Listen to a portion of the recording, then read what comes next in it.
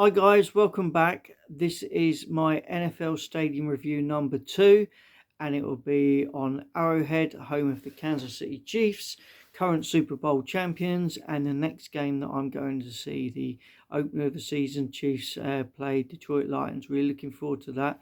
I think I've got about 6 weeks to go, maybe 8 weeks. Too long, but I'm sure it'll come around soon. Anyway, let's tell you about Arrowhead. Getting there, from what I know, didn't seem that easy. There certainly wasn't any public transport, so I think you'd have to either drive or get an Uber.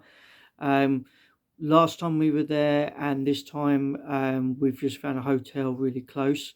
We find that's good because if you get a hotel close, you haven't got to worry about getting an Uber after a game, because that is a nightmare, especially an evening game. Like, I've spent time at stadiums at like 1:30, 2 in the morning still trying to get an Uber, and it's been a nightmare. And you're all alone in another country and that, which isn't very nice. Anyway, apart from that, everything else I've got to say is pretty good.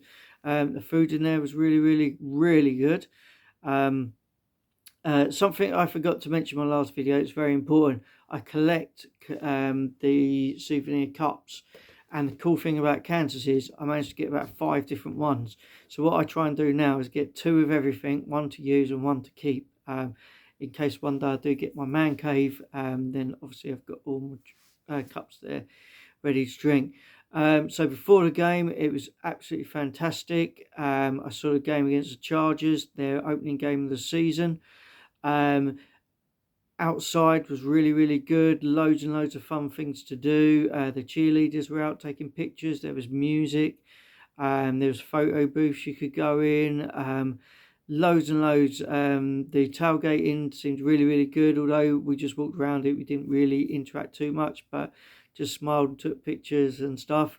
All the staff in the stadium were really nice. We had a little bit of an issue with Sarah's bag, but we come up with a solution just by talking with a guy who's really helpful, and got around that.